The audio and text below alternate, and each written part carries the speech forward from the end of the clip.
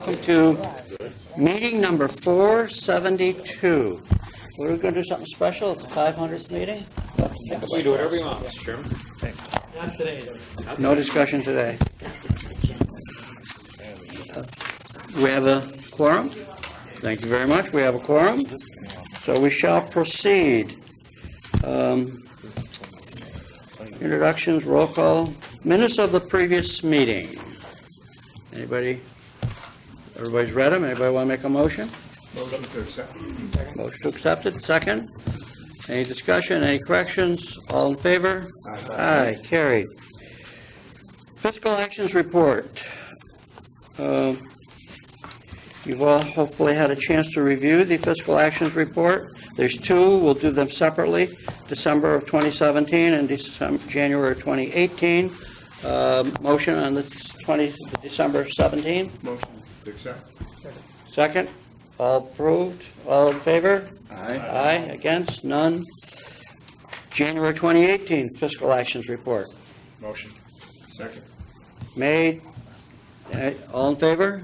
Aye. Aye. Any nays? Carried. Resolution 2018-01 Lake George Boat Inspection Staffing Contract. Do you have those, Joe? Yeah. Resolution 2018-1.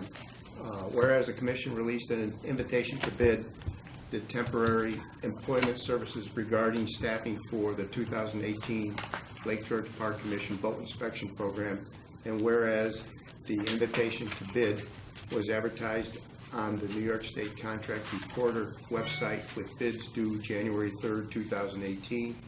The Commission received a total of 5 bids in response to the IFB, with the lowest cost provider being Global Employment Services from Selkirk, New York. And whereas the Commission finds the bid provided by GES responsive to all requirements set forth in the IFB, and the Commission finds that it is in the best interest to enter into a contract with GES for the aforementioned services. Now therefore be resolved that the Commission authorized the Executive Director to execute a contract with Global Employment Services, Inc., subject to the review and approval of New York State Controller and New York State Attorney General for the staffing needs of the 2018 Boat Inspection Program. So moved. Second. Motion made, seconded. Any discussion? All in favor? Aye. Nays? Carried. Resolution approved. Do you have 2018-07? 07, you mean 02? 07. 07. Invasive species milfoil contract? I don't have that. Oh, yes, I do. Got it? Carrier. Yep, got it. Resolution 2018-07, whereas the Lake George Park Commission is the primary agency responsible for invasive species management and prevention on Lake George, whereas the Commission issued a request for proposals on January 9, 2018 for the purposes of identifying contractors to undertake Eurasian milfoil control efforts at Lake George for 2018 and 2019 seasons. And whereas responses to the RFP were due January 31st, 2018, it resulted in a total of 3 proposals received. Whereas the Commission staff has reviewed and scored each of the 3 proposals in accordance with the protocols established within the RFP. The Commission staff has determined that the AE Commercial Diving Services of Manchester Center, Vermont, received the highest overall scores based on the experience and cost. And whereas the Commission staff has determined that the cost and control methods proposed by the AE Commercial Diving Services are consistent and supportive of the previous milfoil control efforts found to be successful in reducing and controlling milfoil populations in Lake George. Now therefore be resolved that the Commission hereby accepts the proposal submitted by AE Commercial Diving Services and authorize the Executive Staff, Directors and Staff Council to prepare and execute a contract with expenditures not to exceed $200,000 for each of the 2 years of the contract agreement, pending available funding from New York State and other sources as appropriate. So moved. Motion? Second. Second. Any discussion? All in favor? Aye. Any nays? None? Carried. Thank you, Joe. Project review actions report. Molly? We have one more resolution on the docket. Where? Unless, Number eight. Number 8, you may have an old agenda. No, he's Oh. got it. Oh, I had already checked it off, sorry. Okay. So, Resolution 2018-08, whereas the Lake George Park Commission is proposing the construction of a new office building on the site of its current facility, replacing the existing building and incorporating into the building a new Lake George Battlefield Park Visitors Interpretive Center. And whereas the Commission requires professional services of both archaeological and design professionals to assist the Commission in developing the final project plans, including structural design, mechanical systems suitable for bid purposes, and permitting and construction. And whereas the staff estimates the cost of the final design and construction plans will not exceed $40,000, now therefore be resolved, the Commission authorized the Executive Director to execute a purchase orders in the amount not to exceed $40,000 for the purposes completing the final design and preparing construction and bid-ready plans. So moved. Second. motion, second. Any discussion? All in favor? Aye. Any nays? Hearing none? Carried. Now, thank you, Joe, again. Molly? Joe has the first resolution Joe on this has. one, too. Okay. Resolution 2018-02, meeting number 472. Accept the project review actions report. Whereas the Commission has received and reviewed the project review actions report prepared by staff and dated February 14, 2018. Whereas the project review committee recommends acceptance of the project review actions report, now therefore be resolved that the Commission directs that the project review action report be incorporated in the minutes of a full Commission meeting. So moved. Second. Motion made, second. Any discussion? All in favor? Aye. Aye. Carried. Sunnyview Homeowners Association has been withdrawn from the agenda this morning. Yes. If there's anyone here on behalf or concerned with the Sunnyview Homeowners Association application, there will be no application presented to the commission this morning, so if you're welcome to stay. If you're here, you're free to go, because there'll be no comments made on it. And having said that, our first project. So the first project is an application for a Class A marina. Applicant is Colleen Halls. She's requested 2 seasonal berthing spaces. Yes, please. The facility is currently authorized as a Class B marina. This would add a second slip to be utilized by boat knot owned by the landowner. And here is our landowner. If you could just please describe the project, and the commissioners might have Right, some I questions have for a you. U-shaped dock at my property, and I have the center slip is mine. I had one rented on one side, and I'd like to just extend it and rent on the other side. It's just to 2 close friends and giving them access to the lake. And I'm doing this, again, because it's required, and I'd like them to enjoy the lake as much as the rest of us do. Okay, thank you. That's it? Okay, I Well- I did all the requirements. The town of Queensbury has approved my Right. application. So. And I think we visited it also, didn't we? Yes? Yes. We visited it. Okay. If you have an ability to respond, if anybody else makes a comment, but we understand your project, and you're free to sit down for a moment if you'd like. All right, and then you'll make your decision here today? I expect we will. Okay, thank you very much. You're welcome. Anyone else here to comment on the application? Seeing nobody. Any, for those of you who had the opportunity to visit this past Friday, anybody have any comments? Plus, minus, above? It's pretty straightforward. Bob was there, and so. I agree. I think it was straightforward. Okay. All right. First, I had a little concern about the parking, but I think the applicant has extended themselves as far as Okay. providing for the parking on that narrow road.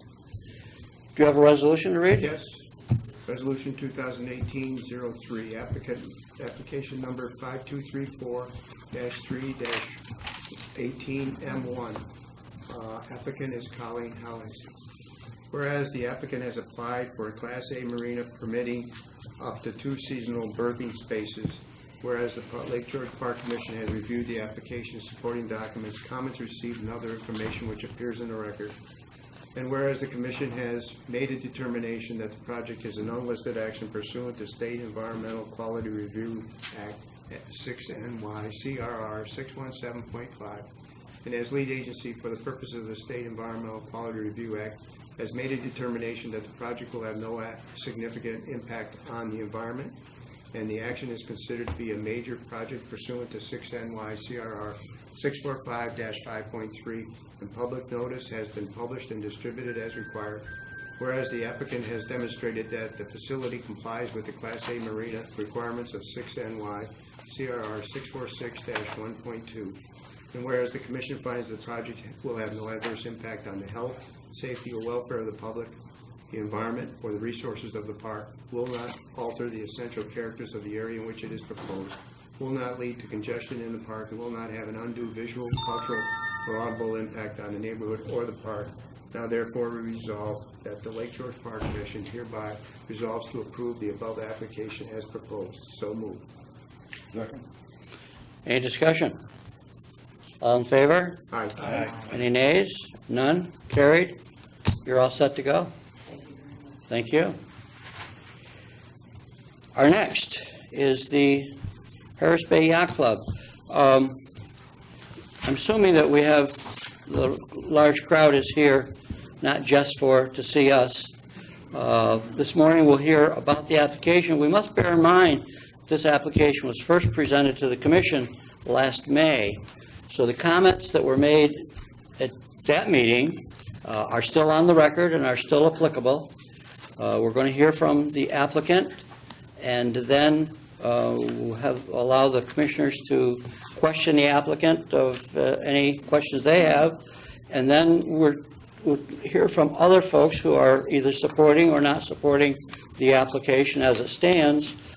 Because of the great number, and we expect that many of you might want to speak, we're going to ask you to limit your comments to three plus a few minutes.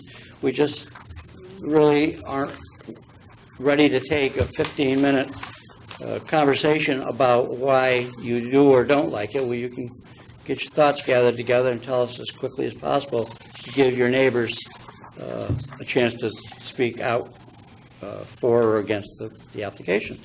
So having said that, you want to introduce the application again? Sure. So this, as Vice Chairman mentioned, was heard at the May 2017 meeting. It's an application for a dock modification.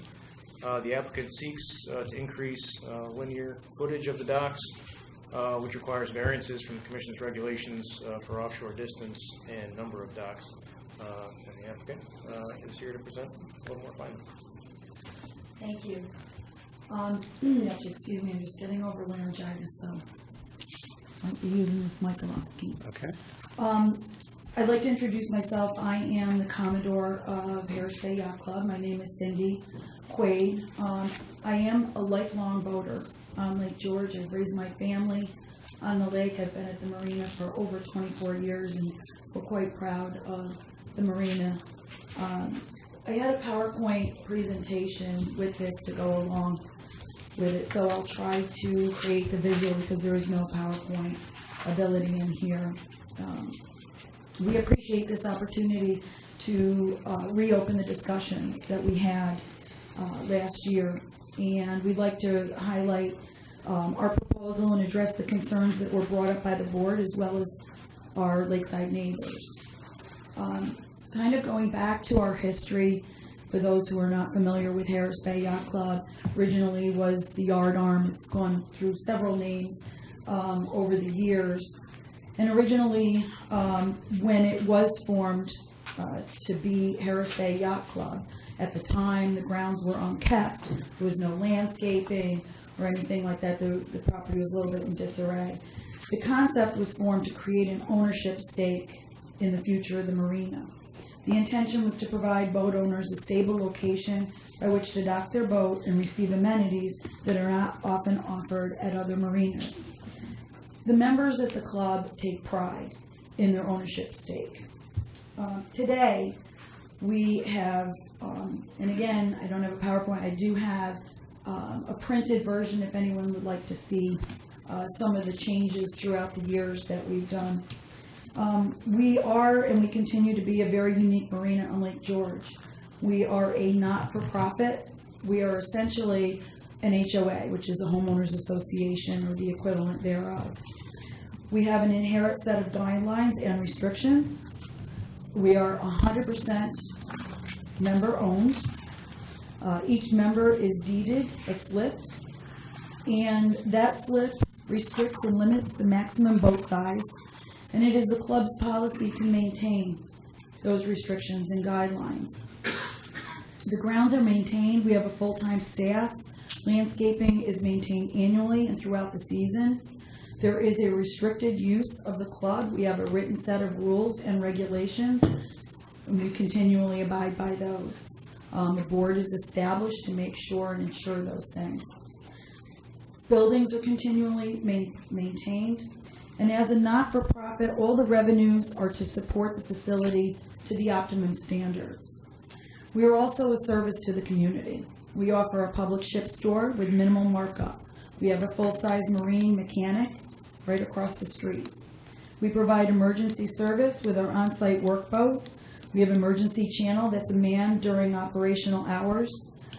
We've done numerous events, including the Girls and Boys Club. We believe in giving back and having held numerous events to those not as fortunate as us to enjoy the lake on a regular basis like ourselves. This is a great opportunity to share the lake and instill the respect for the lake and the surroundings. We also provide a modern, up-to-date pump out at the lowest price on the lake. As a good neighbor, the club and our members donate and support community services like the Queensbury Fire Department and other organizations around the lake. We have an open slip for emergencies, and we provide annual safety training. Additionally, our members and club generate for local businesses over $2.4 million annually. We pay a substantial amount of taxes, and all boats are inspected to make sure they comply with Lake George standards. We pose no burden on the schools, and we employ over 35 people in the season. Over 75% of our boats at the marina have full heads on board. Other boats, other day boaters, most often do not leave the facility. Our project right now, our docks, we're here for dock replacement project. And again, I don't have the slides to show the type of condition that our docks are in right now. I'd like to introduce Tim Gallagher, who can explain the system that we are proposing to do. Good morning. My name is Tim Gallagher. I'm the Capital Region Architect out of the Latham area. I'm a Lake George boat owner, and I've been a 13-year member of the Harris Bay Yacht Club. I've been serving on the Harris Bay Yacht Club Dock Committee for the past several years, working in tandem with Mark Faber and the LA Group to develop and continue to modify this application. So specific to the docks themselves, our proposal includes a very environmentally considerate dock system that's going to pose no short-term and no long-term impacts on the lake. Our application includes a solution for containing stormwater runoff from our clubhouse roof, creates a vegetated berm and stone filtration outlets along the shoreline to mitigate runoff from our parking field, and designates a new and specific boat wash location on site. Again, as Cindy mentioned, we were going to be targeting some of this information with slides, so in lieu of pointing to things with pictures, I'll kind of walk you through things verbally. So our new docks are going to be constructed with aluminum frames and composite decking. This is going to allow us to eliminate long-term maintenance and get rid of things like refinishing cedar wood and the chemicals oriented to that. That's all going to go away. Our floating docks will be attached to the lake bed with a modern technology system of helical screw anchors and cables fastened to the main sections of the dock. Our existing steel pilings, which have bent and moved over the years, will be removed, and there will be no new driven steel pilings that will be required for the dock installation. Dock pedestals will be placed and shared between each slip and will house power, water, and low-intensity lighting focused down onto the walking surfaces. Our outdated gas dock structure will be replaced with an attractive and welcoming nautically themed building matching the size and footprint of the original shed structure. The proposed gas dock area will receive new equipment and be safer to use as it eliminates extended hoses that are often left on the walking surfaces. We are proposing to add one new finger for an additional waste pump out service and to provide a space for emergency service. It's quite common during the entire boating season that at least one boat a day is typically towed in, whether it's one of our members or one of our lakeside neighbors. It gets left at the gas dock and essentially eats up 50% of our space to provide gas and pump out service. So this is one of the primary causes of backups of boats awaiting gas or pump out service in the channel outside those gas docks. A new Adirondack style maintenance building will replace the existing service shed on shore and again be constructed to match the same size and footprint of the original structure. So for the docks themselves, we've gone through an evolution of many coordination meetings and design modifications with Park Commission staff, and the design layout proposes only a minor reconfiguration, adding 1 foot of width for each slip to more effectively accommodate safer maneuvering and docking of our existing boats. Boat-to-boat and boat-to-dock collisions are an all too frequent occasion during our boating season due to the substandard size of the existing slips and that the current generation of members has inherited these sizes. So let me clarify for both the board and our public here. HBYC is not proposing bigger slips for bigger boats. In our unique case, the maximum allowable boat size for every member, member-owned slip, is governed again by our deeded slip sizes, and not by the space between the dock fingers. Contrary to the falsely reported recent article by a local newspaper, we are not extending an additional 270 feet out into the water. Our proposal clearly shows that the entire complex will extend less than 28 feet farther out from the shoreline. The new configuration was designed without adding any additional square footage of the walkable dock area. In other words, we're at a 0% increase in terms of the dock square footage, even with the new configuration. Finally, there are no new member boating slips proposed in this application. Let me turn this back over to Cindy for a conclusion. Thank you.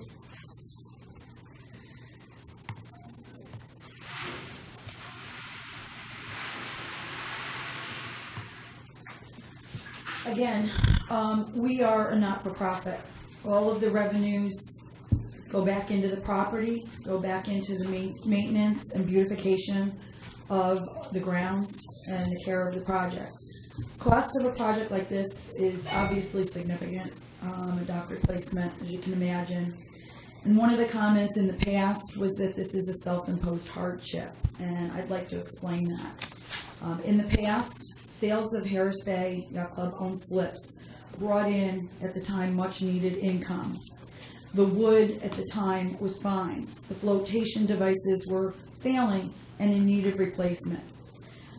Continual repair is no longer an option.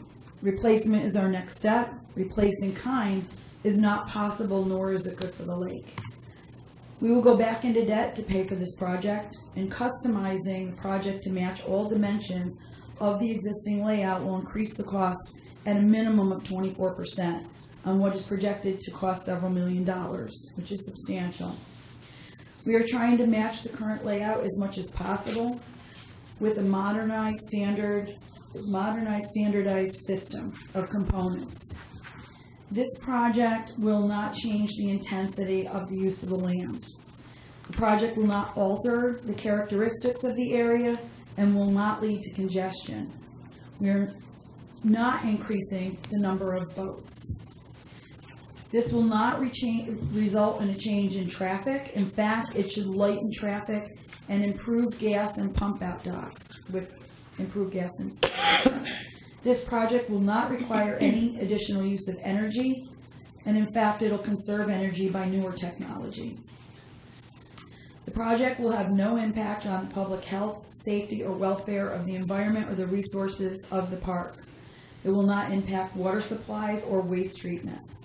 It will not impact wetlands, groundwater, air quality, or other natural resources. The project poses no hazards to the community. The members at Harris Bay Yacht Club are proud of the lake. They're proud of the marina. We have a vested interest in keeping the property attractive, but each of our members takes pride in this facility and the lake and the surroundings. They love the lake as we all love the lake. We've spent, like Tim said, a number of years working, developing, engineering, and modifying this project to make this not only good for Harris Bay Yacht Club, but also for Lake George. We feel that this replacement beautification project will set a new and higher standard and will continue in helping to improve the Queen of Lakes. Today, we hope to expand the dialogue and receive feedback and guidance from the Lake George Park Commission on how to make this project a reality. Thank you. Thank you. On the stand or? Feel free to sit, and the commissioners are going I to, have some questions. well, okay, yeah, Well, she's up there. while you're there. Good. Could you help me understand exactly how it costs more to replace the docks in place with no changes to the length of anything? Because there's a standardized system with this dock system, and Tim might be able to help me with this. If we customize the docks to configure exactly what we have currently, it will increase the cost by about 24%. There's a standardized system in order to do the dock replacement. We've tried to get it as close as a match as possible, staying standardized, versus having each dock and finger needing to be customized to match the size we have. That's hard for me to understand that. I mean, PowerPoint would help a little bit, but our dock configuration, this overall dock layout that we're proposing goes less than 28 feet further. That is a standardized system using this Helix system. If So we the distance customize, then we have to match the exact same size as each dock run and finger. so you're telling me that you can't make adjustments to have the same width and in the fingers itself going off the main Correct. dock? Correct. They have a standardized system, and we're choosing the smallest finger that they have. They have two sizes, and we're choosing the smallest to try to keep this down as much as possible. Have you looked at any other vendors? We have looked at a variety of systems. It doesn't show that on as far as financial justification, Mm-hmm. it's hard. I haven't seen anything that would substantiate the 24%. Throughout the years of developing this project, we've looked at other alternatives, and this is where we've come to is the most feasible and logistic for the project. Like I said, I haven't seen any evidence to justify the 24% increase or that you looked at alternative vendors. I'm not sure if I'm explaining it as well as I could. You okay? So let me try to give you a very specific example. So the fingers themselves, right now, again, everything's wood. Essentially, they Right. were homemade almost, we'll call it like that. They vary in size from 19 to 29 inches, depending upon which Right. dock you're on. So obviously, to match those, we'd be building all custom width fingers, custom length fingers. When you work with a company like a Technomarine, again, we're trying to work with off-the-shelf components, for lack of better words. So they say, okay, you have the ability to have either a 24 or a 30 or a 36-inch width finger and of so many lengths. So we're trying to unify the system and work within components that they have versus say, okay, can you make us 10 that are 19 inches, 20 that are 22 inches, 20 more that are 29 inches, you know, where effectively you're making them customize the system.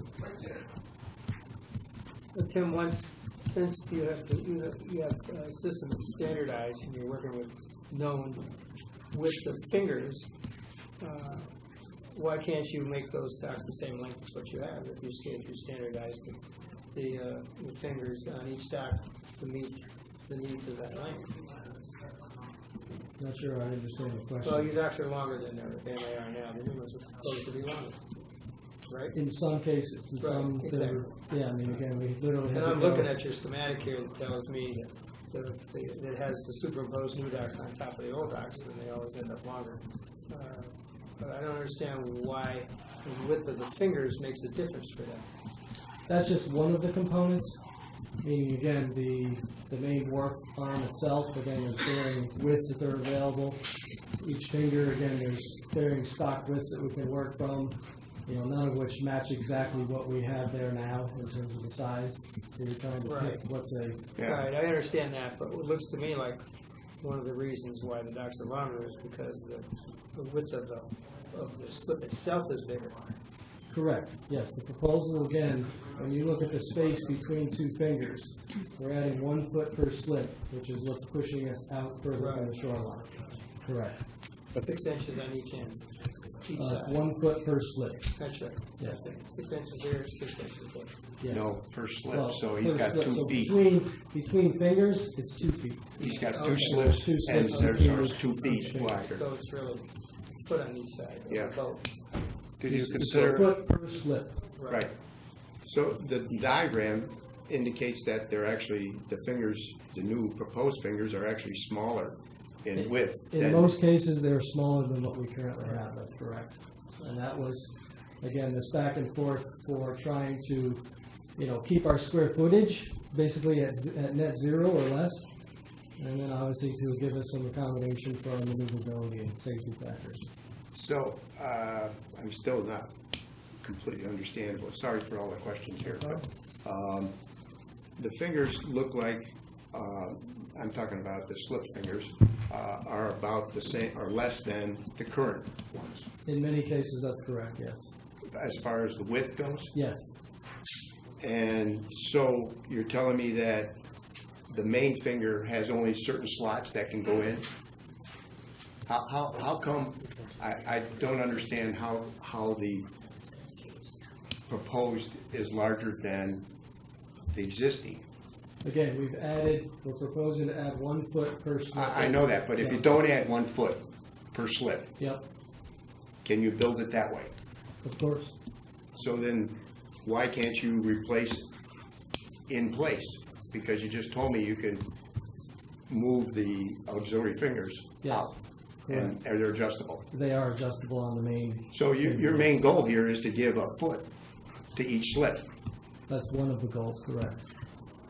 So, And it's for maneuverability. It Right. isn't for boat size. but what I'm asking you is that, going back to the question here, is if you, using this new technology, replace as current, how do we get the 24% increase? That's for the construction cost. Meaning when we talk to a company like Technomarine, and we got a letter from them to basically state this, we said, okay, if you were to custom make a dock system to match identically to what we have, all the dimensions, all the sizes, how much more would it cost than to use your standardized system of components where we use those puzzle pieces to make the layout as close as possible to what we have? So think of it, if you're thinking in construction terms, the difference between, say, modular construction versus custom Yeah, I construction. understand that. It's just that what you're saying is that your goal is to give them 1 foot more in each slip. So I'm saying those auxiliary fingers, if you just move them down instead of giving them 1 foot as is, it seems as though you should be able to do that because it's only attaching to the main finger.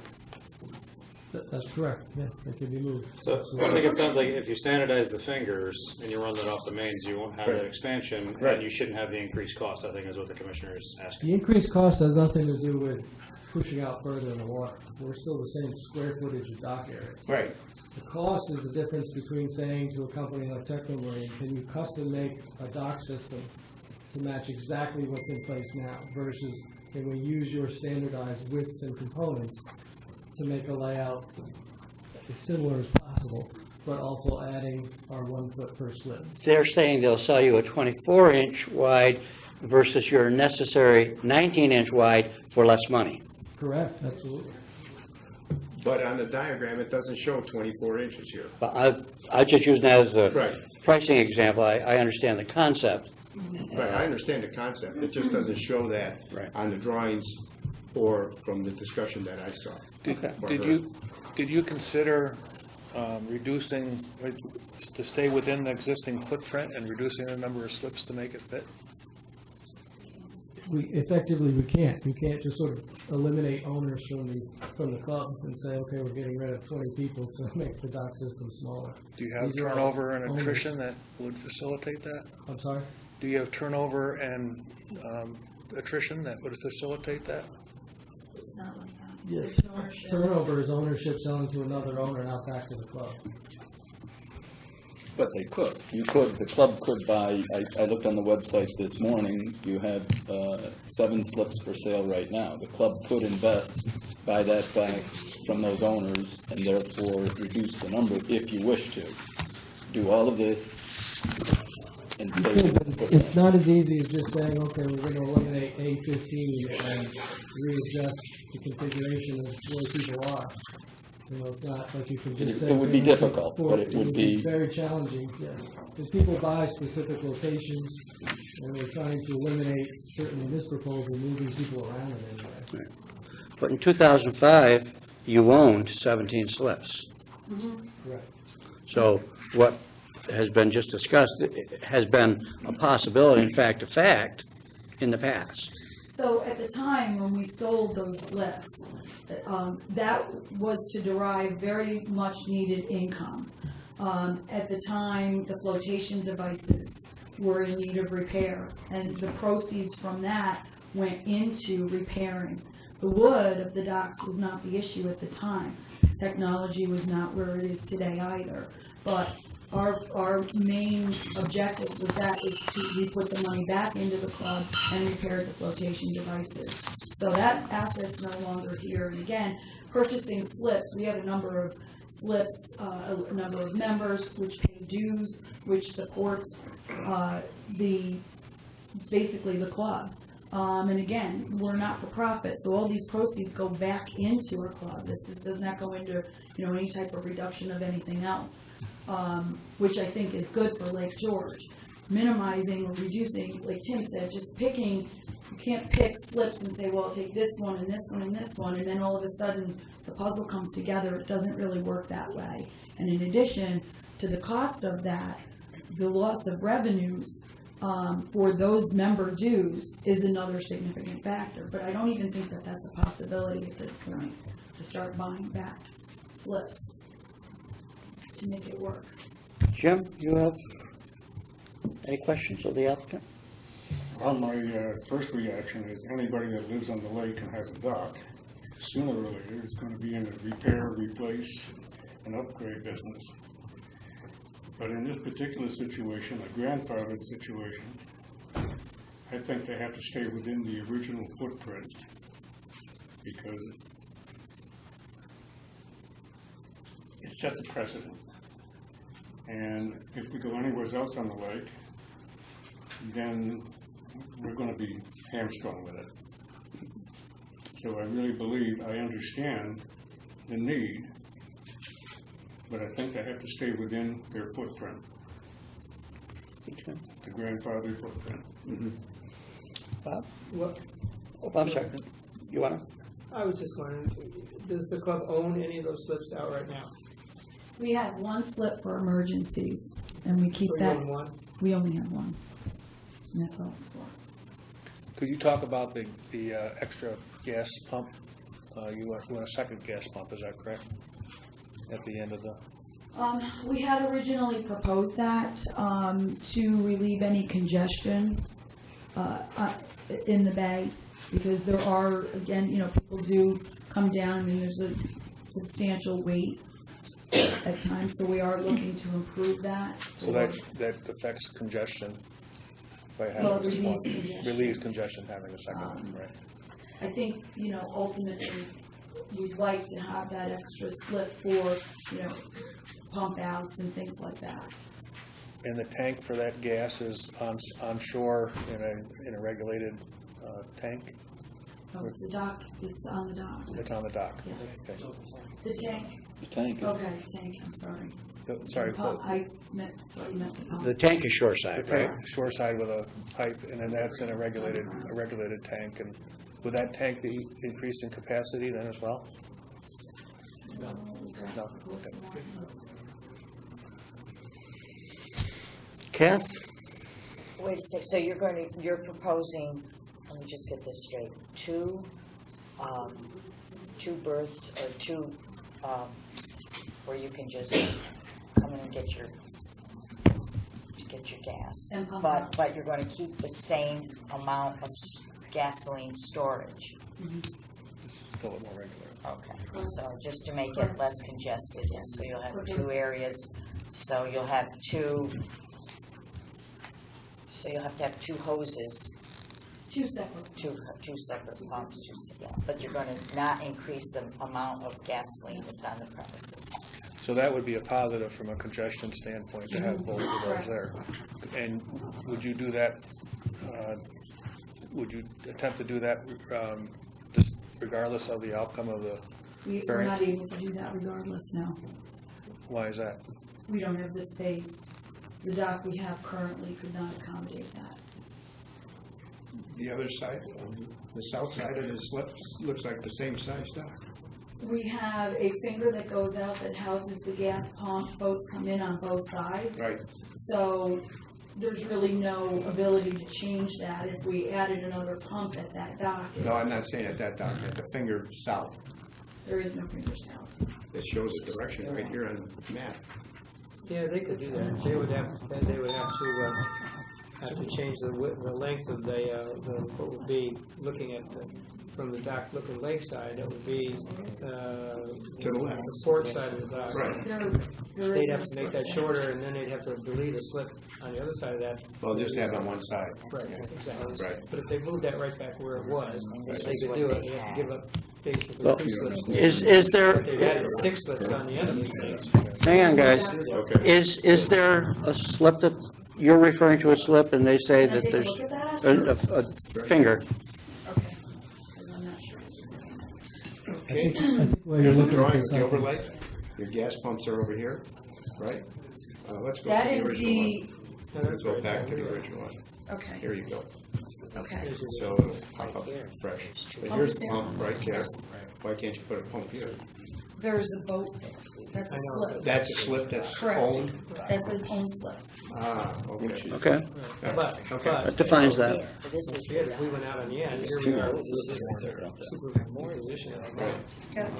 All right, does that define that conversation? All right. Okay. 6 slips. Ladies and gentlemen, Kathy, you were in the middle of your So there's a way to do question. that. Yeah. So I understand that. So All right, so you just asked me just a little bit how I feel. I very much agree with Jim as to the footprint and how, if this is a homeowners association and you operate mainly, basically, except instead of buildings, you have boats.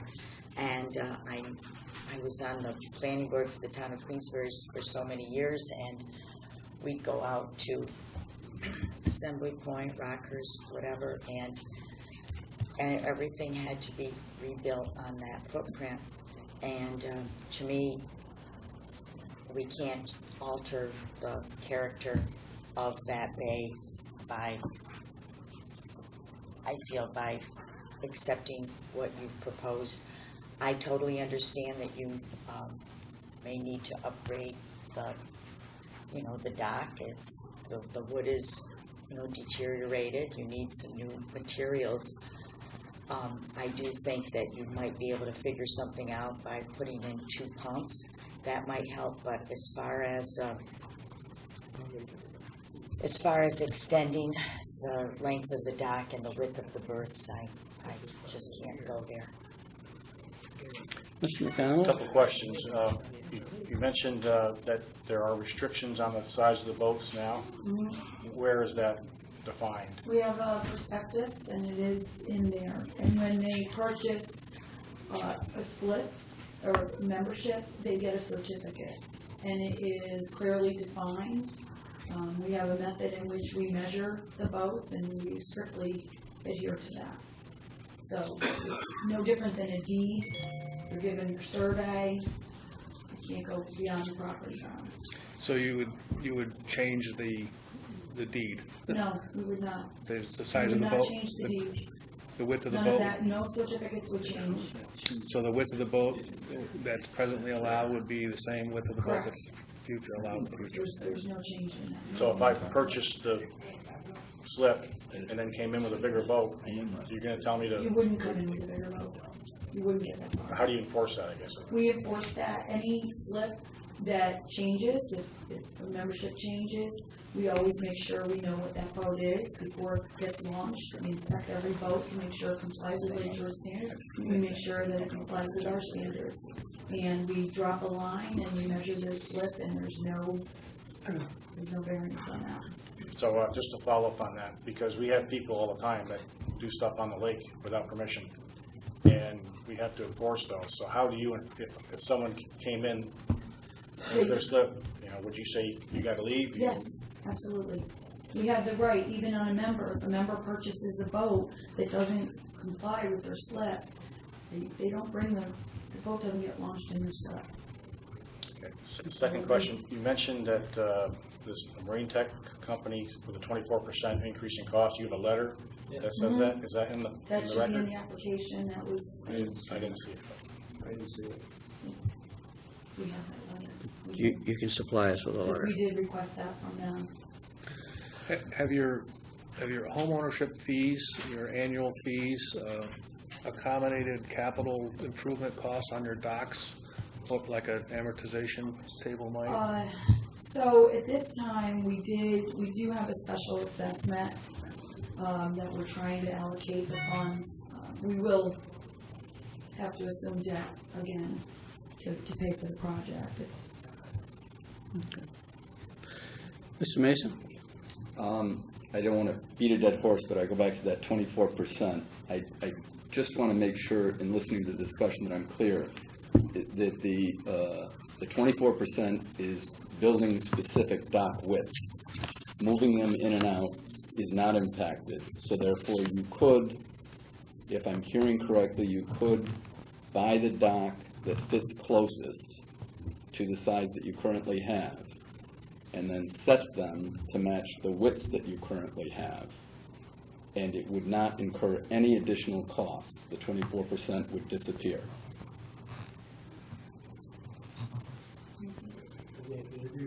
What the question was there?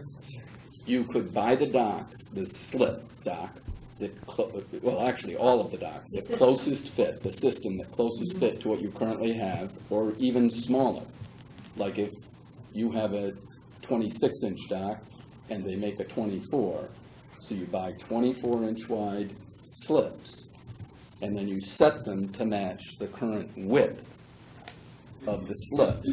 And what you end up with is a slightly different and smaller configuration with the same exact boat size, boat spaces, and no additional cost. Correct. 24-inch or 24% would disappear. Right. The Okay. upcharge, the additional percentage is all about customizing to match exactly what's there. Okay, thank you. I thought I was clear. I just wanted to, sometimes I like to restate it and make sure that I'm understanding what I'm hearing. That's enough for me. That's good. All right, I have a question for staff. If this application is busy, it involves a lot of different changes. If the Harris Bay Yacht Club simply wanted to tomorrow make a decision to replace their dock material, take out what's there and replace what's there, with no structural distance changes, just like I would do at my house, rebuild my dock, would they be here in front of us for that activity? That wouldn't even require a permit. Okay. So whether they are granted this approval today, it doesn't have anything to do with replacing the docks to modern technology and a safer environment for the homeowner, for the boat owners. What about, Okay. what about an extra place to drive in to get gas? Would that have to come? That would require a variance. But I'm talking about the same as any dock on the lake. If you just simply rebuild it, we like to know about it, but we don't have any control over the exact rebuild. Materials. If it had cribs, that would be different. It would need an Article 15 permit. But in the case of a structure such as this, Right. it would not require a permit. Okay. But to Commissioner Mason's point, rebuilding it in kind, that extra 24%, rebuilding it at a standardized pier width of 24 inches would accommodate similar footprint without that increased cost, it would appear. Is that correct? Correct. So that would require a permit from staff, but that's simply a staff level permit, as long as you're not exceeding square footage, distance, all those types of things.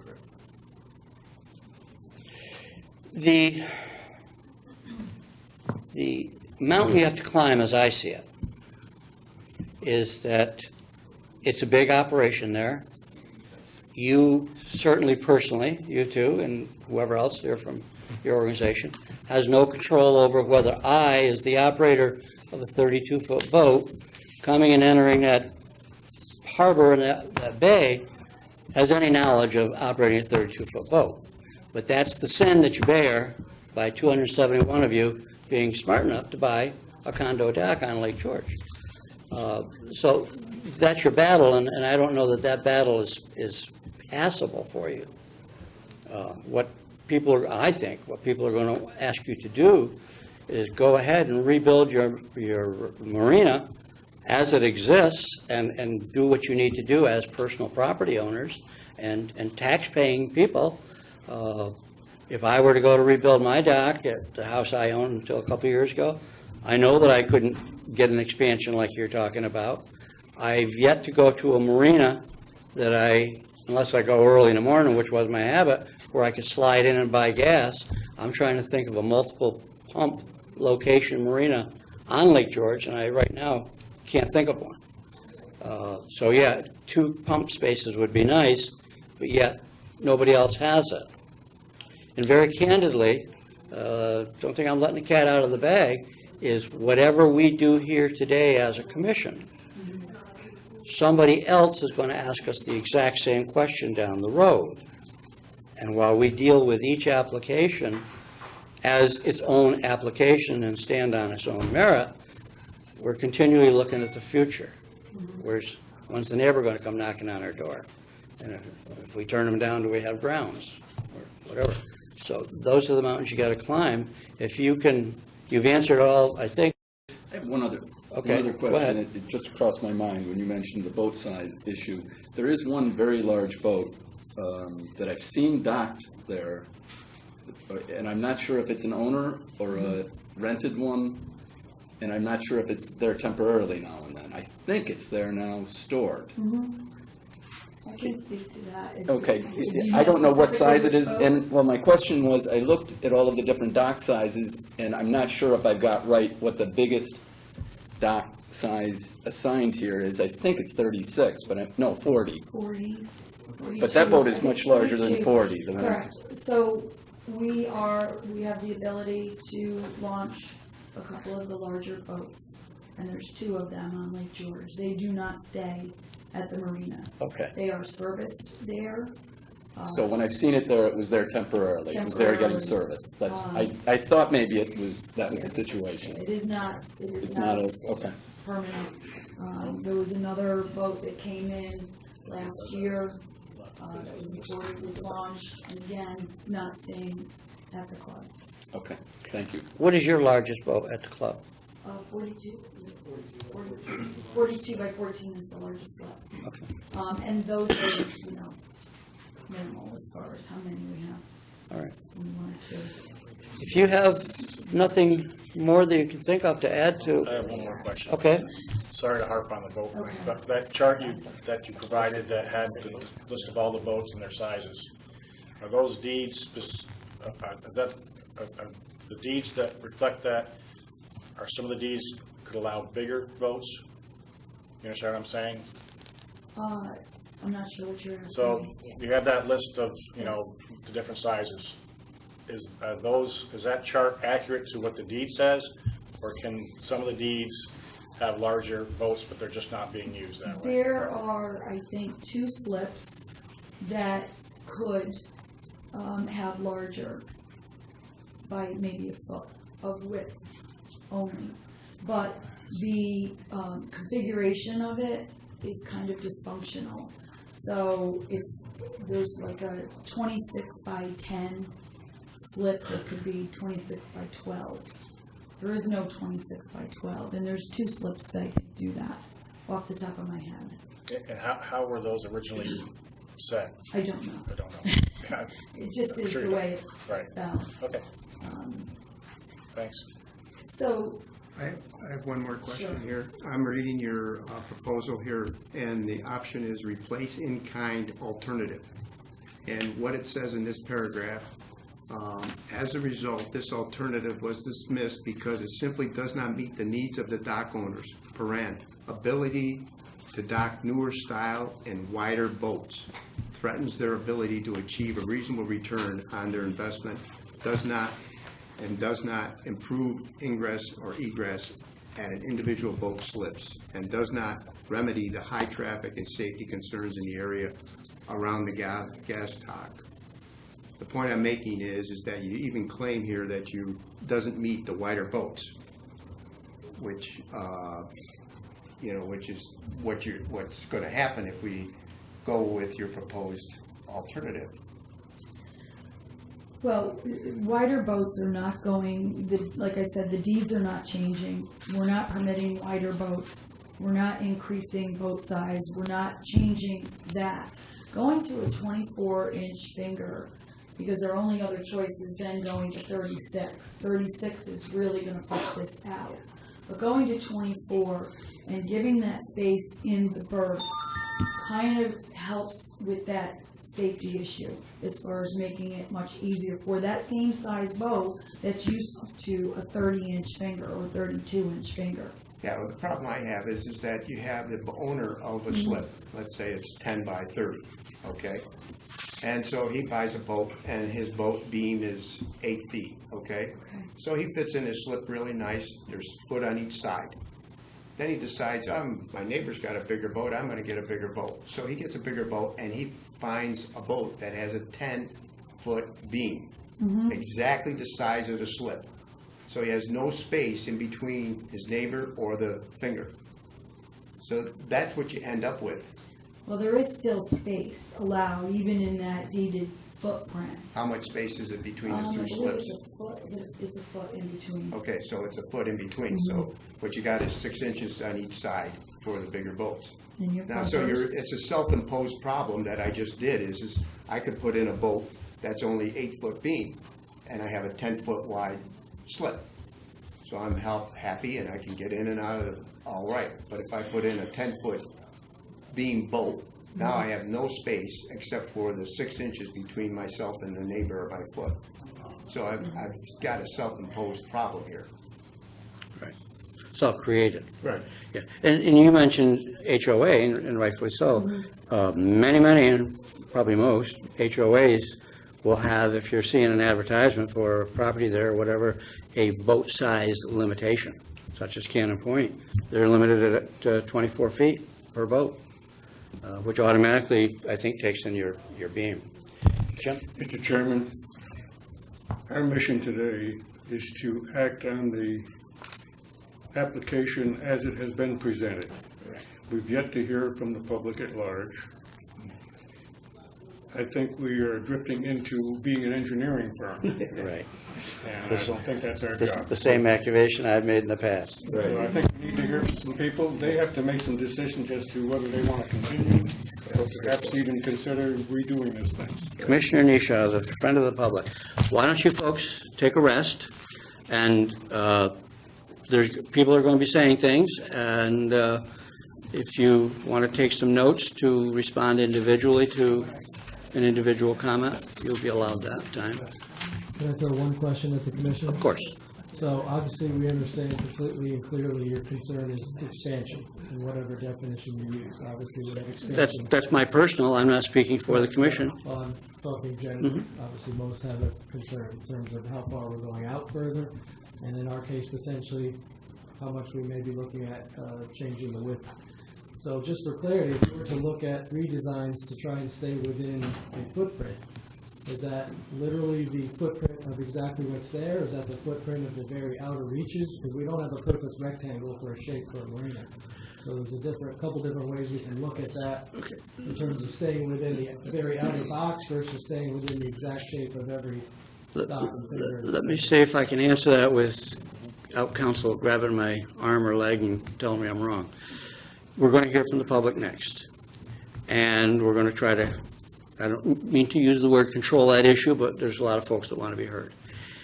At the end, normal time, that the commission would be prepared to vote yea or nay on the project as presented by application, as was just pointed out by Commissioner Nisha.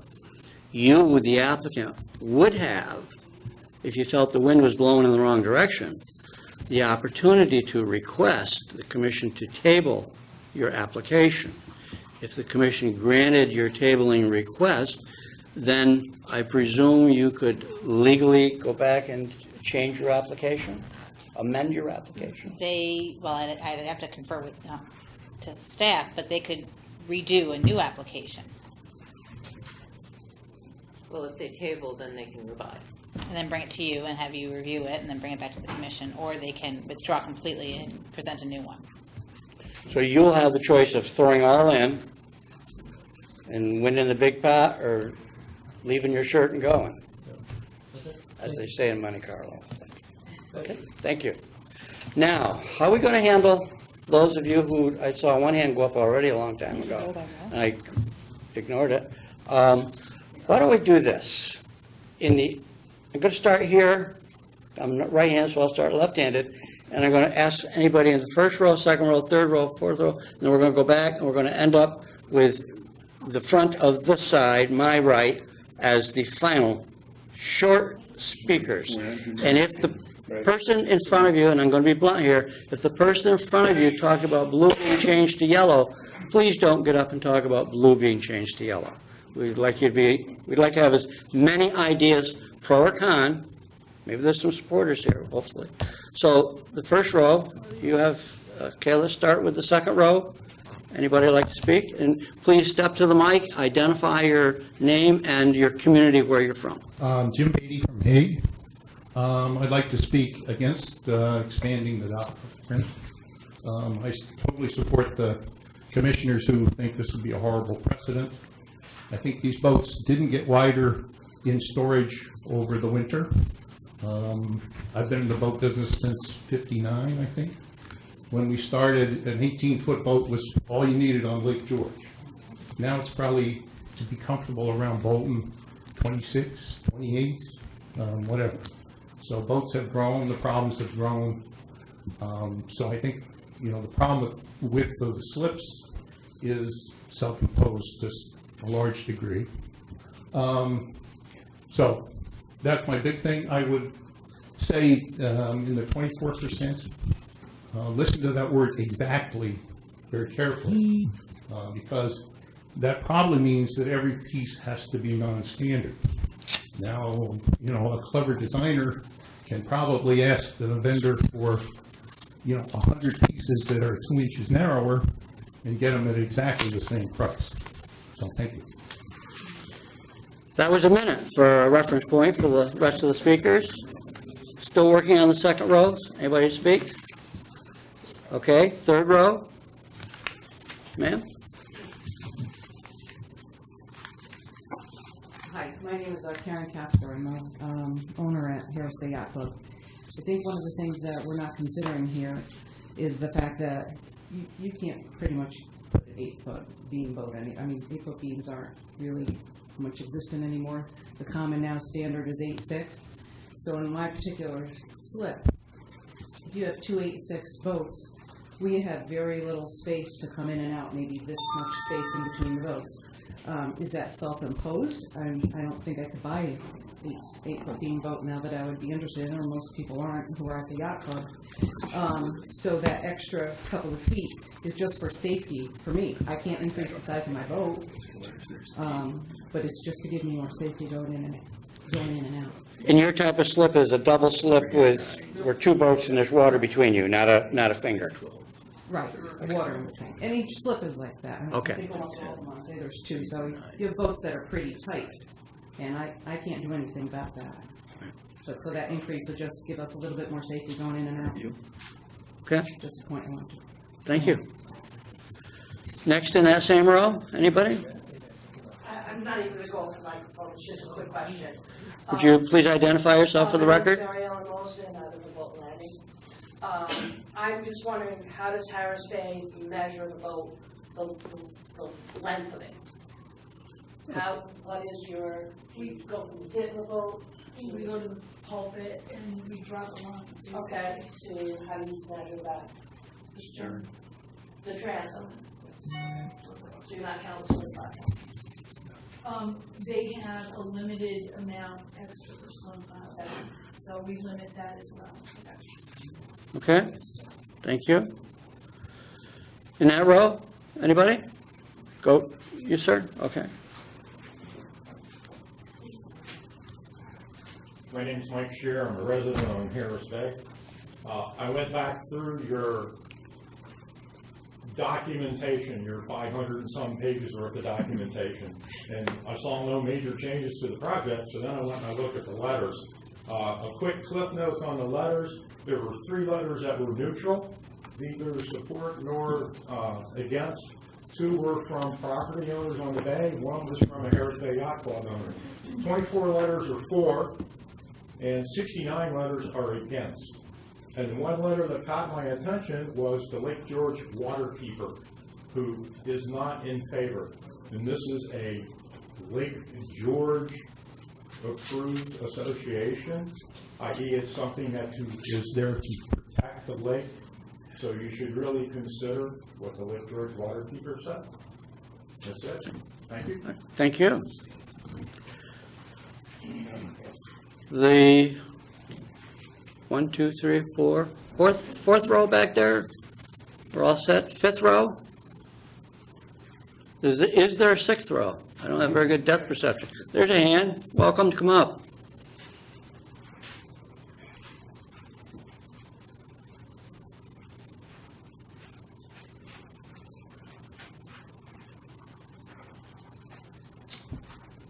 Good morning, and thank you for listening to the residents who live there on Assembly Point. I'm Beverly Posey, and my family has been there for 64 years. We have seen enormous changes in boat sizes, and we know that boat sizes then create larger wakes, which is soil erosion, disturbance of the bottom of the lake, and so many other things, especially safety, because no one adheres to the speed limits. They come out of Harris Bay and, of course, other residents around, but we are impacted by what is there now. And as we have been told, the Harris Bay Yacht Club is the largest marina on the lake. Now, they don't intend to increase the number of boats.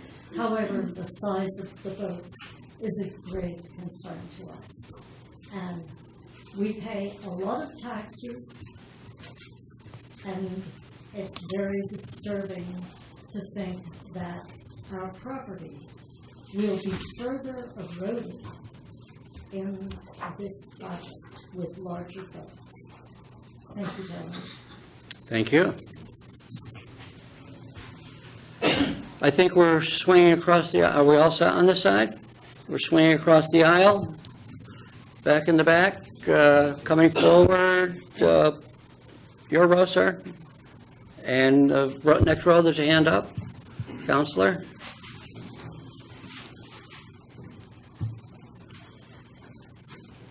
I can help you make your bill out because if I time you. Well, I'd be sending my bill to my brother, so, who sure wouldn't pay it. John Caffrey from Assembly Point on the Harris Bay side.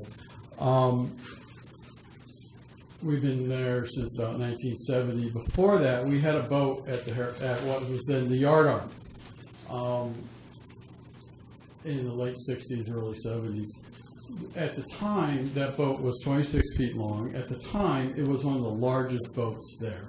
That boat is still there under different ownership. It's now one of the smallest boats there. So over the years, the boats there have grown exponentially, and it really is a self-created hardship. Even if they're not going to allow wider boats, the fact that they're squeezing in and there's slips that were once totally adequate are now apparently not adequate for them is, again, a self-created hardship. And this is not a unique problem. When I'm here wearing my lawyer suit and representing neighbors on applications, any number of times there's been homeowners associations that come before you. Their facilities are much smaller, but they make the same argument. Our boats are getting wider, they're getting bigger, they don't fit in the slips that were built for the subdivision in the 60s and 70s. That's a hardship. This is not a unique problem. So there's one of the criteria for a variance that this application does not meet, because it is not a unique situation. Likewise, there's absolutely no proof of hardship in this application of the sort that the commission usually requires. There's no way you can approve this application and have it meet the regulations. And if they have problems with the docks getting older, they should just replace them in kind. They could do that, and if it costs them more, well, that's the way, that's life. Everything costs more these days. And finally, if they think they're entitled to it, if you deny it, they can always ask for a hearing. So I would ask that you deny it. Thank you. 2 minutes. That's a record for you, John. It's because I'm not. It's not billing. I think I've heard that story before. Anybody in that same role? Yes, sir. I'm not counting the walking up time. I'm pushing the button after the mouth starts. Good morning. My name is Bill Weatherby Jr. I'm a full-time resident on Coverdale. I had a whole page here responding to the self-imposed hardship. I think that's been discussed. I think you folks have already sort of got a clear understanding of that. But just when you think about the imposed hardship, remember that these slips were formed in 1983. Every single slip that's been sold has been sold with the size of the slip known by the purchaser. My second point was that if this project is approved, I urge you to approve it with the condition that Harris Bay Yacht Club agrees to lock both the slip sizes as well as the way they measure the boats in today's world.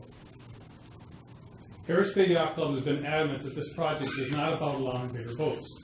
However, if this project is approved, what is to prevent Harris Bay Yacht Club from altering their bylaws to allow a slightly larger boat to fit into the newly expanded berths?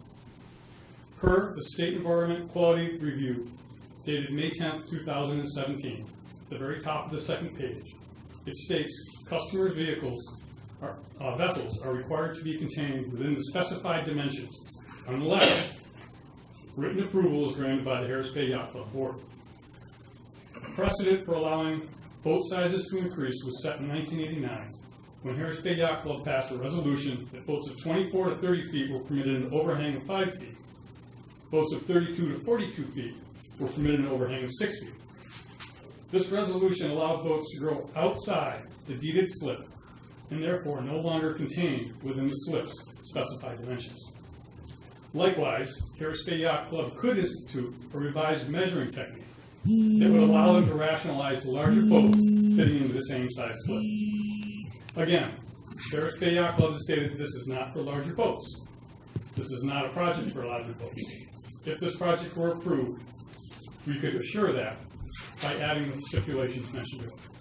Thank you very much. Thank you. We're at the end of that row, I believe. The row where Jason's sitting? No? Mr. Salvador's row? No? We're all set there? The second row? Yes, sir. No? Right behind you. You're the first row.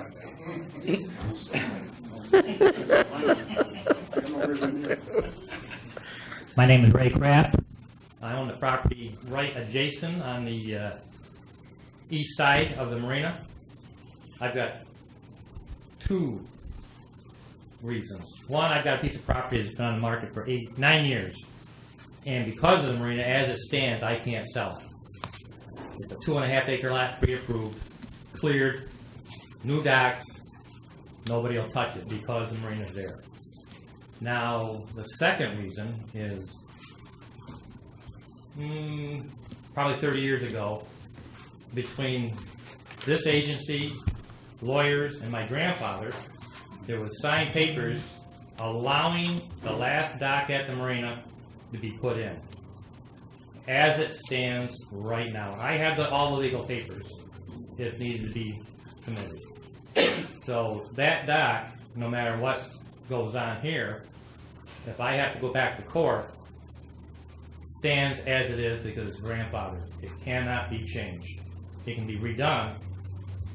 My grandfather had to sign off because that dock is illegal and it's grandfathered as it is, as it stands. It's too close to our property line. My property line, like Mr. Salvador, is out in the lake.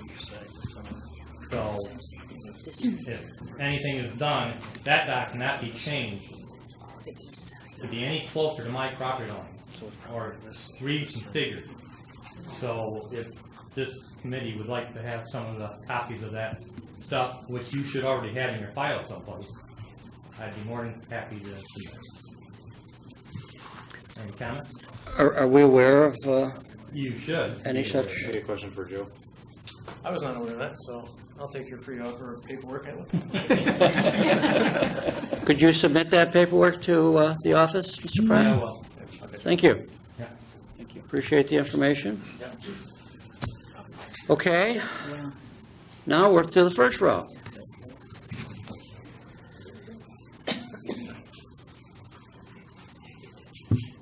Good morning, Al Ryder from Hague. I just want to relay a conversation that happened after the last meeting with some folks from Harris Bay Yacht Club that I had. A woman alluded to me that if she had a dock space that allowed her 13-foot beam boat that she really liked, and she wanted to buy a new boat, the same manufacturer, same boat, the manufacturer had then increased the beam width by, say, as little as 1 inch. She could not accommodate or buy that boat.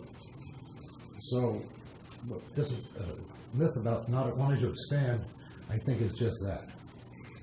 I also want to say that this is a monumental decision, which I think everybody here on the commission seems to be aware of. This is, as we learned this expression, the tipping point for Lake George. This is a tipping point for both sides of Lake George. It needs to be controlled. I urge the commission to study this and set some limits on size of vessels, even quantity of vessels. Lake George, as I understand, is a finite length, and I don't think anything you do or anybody else can do is going to increase that. I urge boats of these beautiful boat owners, of these incredible technology, advanced boats, go to a bigger lake. Go to the south shore of Long Island. Go to the Connecticut Sound. There were wonderful boats out there having a 50, 60-foot boat. Take trips to Block Island. Lake George is not the place for these boats. We all know that Bolton Bay, as Jim alluded to, is a veritable sea of a wake and almost unpassable by anything less than a 24, 26-foot boat. I think that is very important for the commission to address. Thank you very much. Thank you. Is there anybody left to speak? Steve. Steve Vermont Hague. First of all, I'd like to make reference to the gentleman who was talking about the Lake George Waterkeeper. Chris can't be here today because of the Jefferson Project annual meeting. He's down below. But he did send me an email that's been addressed to Joe. I don't know if you got it yet, Joe, or not. But I'll be happy to read it. It says, Dear Mr. Thune, in reference to Harris Bay Yacht Club. The above referenced permit application was personally reviewed in my capacity as a licensed personal engineer in the Lake George Waterkeeper. Upon our review, the proposed project can result in significant environmental impacts for the proposed expansion that is a result of increased boat size. Additionally, the Lake George Park Commission should take the opportunity to review the application for compliance with the requirements for a marina, including wastewater treatment and reduction of water quality impacts from stormwater management. Larger boats will create increased shoreline erosion and turbidity from increased draft that will result in increased sedimentation in the bay. The Harris Bay Yacht Club already implements a maintenance dredging operation to remove deposited sediments, which will only be increased by the proposed project. The dredging activities result in water quality impacts from increased nutrients being released into the water column. Larger boats will increase the potential spread of erosion milfoil from increasing currents, resulting in fragmentation and migration of pieces. This will reduce the progress of the Commission's management program, which has been funded by the Fund and the Lake George Association. Information should be submitted to the wastewater treatment system for the facility, including design for new calculations, current permit inspection, and maintenance report. Any marina should include improvements for water quality, including stormwater management, and means to protect Lake George from the pollutant impact from the annual submersion of the parking lot. I have some pictures I'll be happy to hand out to you on that.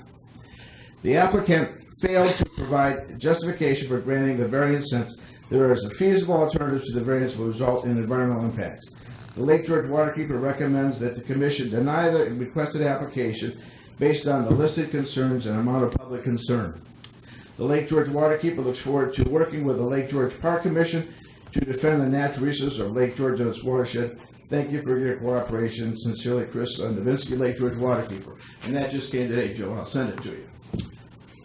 Actually, there is a copy of that exact letter dated You got it? May 15, 2017, page Yeah, I just got it. 503 of your packets. A couple things that we know. I'm going to start your 3 minutes now.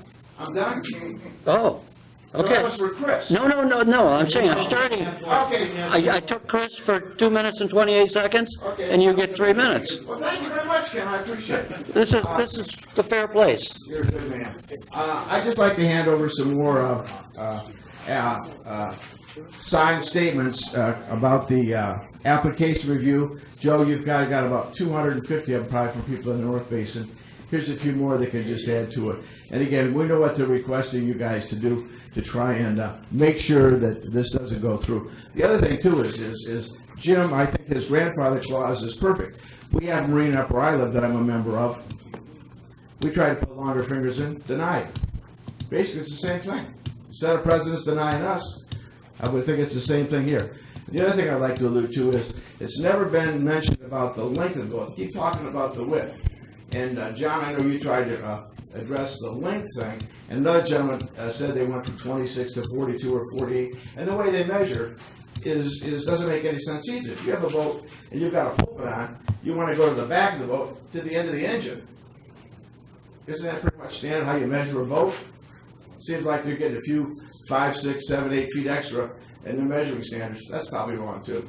So anyhow, I just hope you guys do the right thing for the lake and all the people so far that are against this. And Joe, can I give these to you? Absolutely. And thank you very much, Ken. I was under 3 minutes. You were. I'm not going to tell you how long it took. Thank you. I think we've heard from all the public that likes to speak. I would now ask the applicant if they have any short or whatever responses to. I will keep it short. And I appreciate everybody's concerns and comments. I want to stress that this is not an application for larger boats. Everyone keeps going back to this equals larger boats. It does not equal larger boats. There are large boats on the lake. That we are not the majority of large boats. Our boaters are very conscientious boaters. We abide by the no wake zone, which is bass in Harris Bay. We are not, the finger seems to be pointed that we are eroding the shoreline with our boats. We're not looking for any change with regard to that. The measuring of our boats is something that was adopted at the institution or the initial offering of this. We've maintained that. We're not looking for longer boats. We are not looking for wider boats. We are looking for a standardized system which brings this finger to a 24-inch width where members who are aging and still boating, which is great, it makes it more comfortable. Is it self-imposed? I would disagree. There are manufacturers. It is difficult.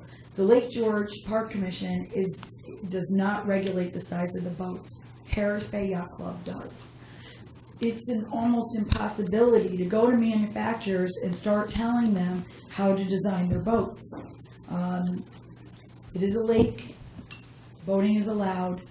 But again, we're not looking for an increase. Dredging was discussed. We dredge. We get a permit for dredging. We remove those soils.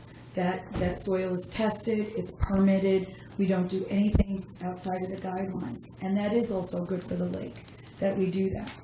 Our pump out system is, we've received a grant for that. It is modern. It's up to date. and we remove everything. We comply with permits, we undergo inspections, and we abide by all regulations. I'd like to keep it within the confines of what we're looking at.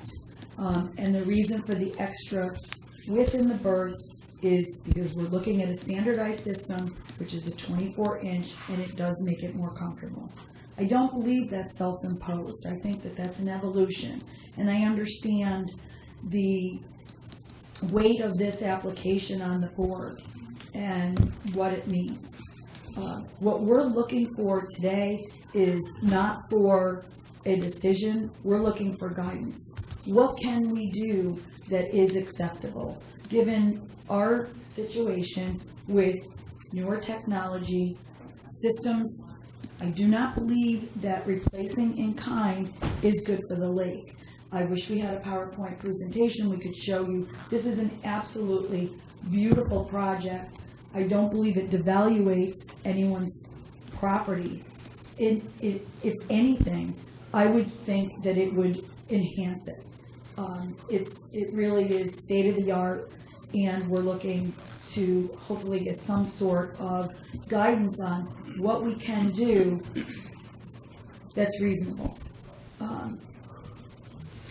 By that comment, should I interpret it that on behalf of the commission that you do not want a vote yea or nay today, that you would like to request that the commission, we call it tabling the application, and that you would like to have you and your people meet with me and my people for further discussion and see whether some revisions that would make most of the world happy? Yes. Is that correct? I would appreciate that. Okay. Do we have to have a motion to table? Yes, absolutely. Would anybody like to consider that? There's a motion to table. Is there a second? Is there any discussion on that tabling activity? There is no tabling discussion, Chairman. I'll go back and read that. Thank you. You said that before, didn't you? Thank you. Always look for guidance. All in favor? Yay? Any nays? One? One nay? Commissioner Mason? And the motion to table is carried. Thank you. And this discussion is over. Thank you. Thank you, everybody who took the time to do your research and come see us. You're welcome to come to all of our meetings. No food's involved, so that's good. Sometimes we have coffee, but not always. Going back to our agenda, we can talk about a law enforcement committee report. And I'll find an agenda here somewhere. We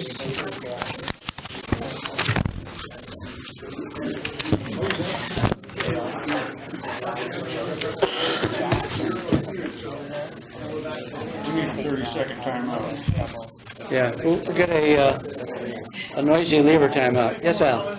Pardon me? It's already been taken. No, it's already been taken. No. You can, the next time is on the agenda, or you can write a written comment. Yes. When it comes on the agenda again, it'll be, We can talk at the right to the public comment hearing too. oh, If you want to. at the public comment, yes, you can talk at the public, yes. Do we have a law? All right, we're going to carry on here. Thank you. This morning at 9 a.m., we had a Lake George Park Commission Enforcement Committee. We talked about the upcoming spring plans for boats, etc., boats and all the rest of the equipment. We talked about the fact that one of our Marine Patrol officers has received the New York State Marine Patrol Officer of the Year, and that's Officer Bob Sutphin, and in the future we will have a recognition of that acclamation for Officer Sutphin. How many years did he serve? How many years did he serve, Joe? He's been with us for 14. 14 years. And he's still with us, correct? Thank you. And he's a teacher at Ticonderoga? Teacher, right. Everybody good comes from Ticonderoga. Don't forget that, either. Where is that anyways? There was also discussion about, some of you may know Joe Schneider. Joe was our longtime law enforcement lieutenant. And can I get, can we carry the conversations outside, please? Thank you. We really appreciate it. Joe Schneider is retired from his role as the head of New York State's Environmental Conservation Department officer. And thank you.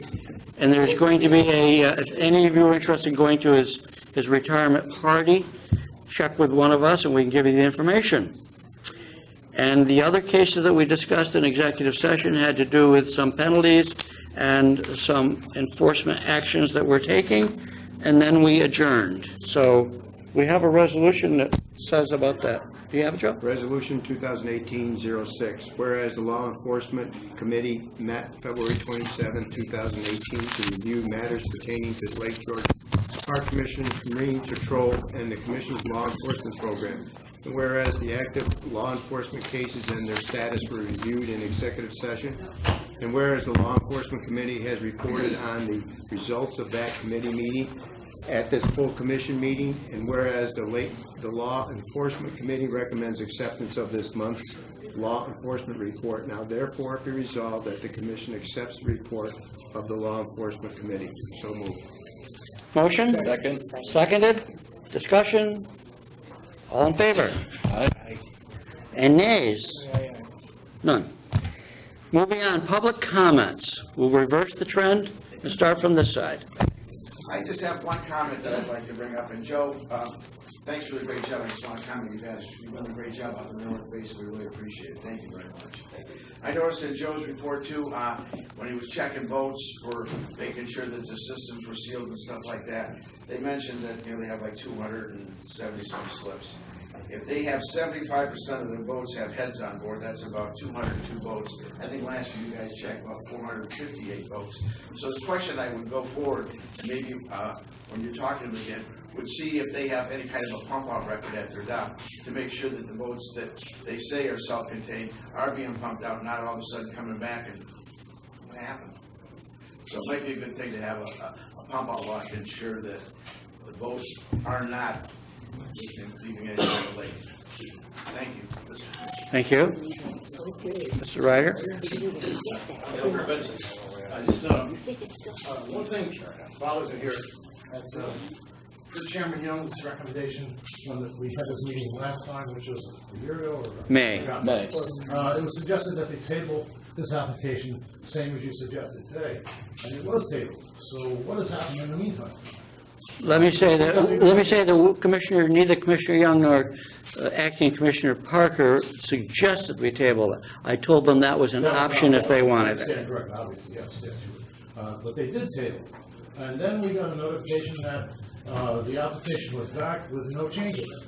Now, wouldn't that make anybody in this room suspicious?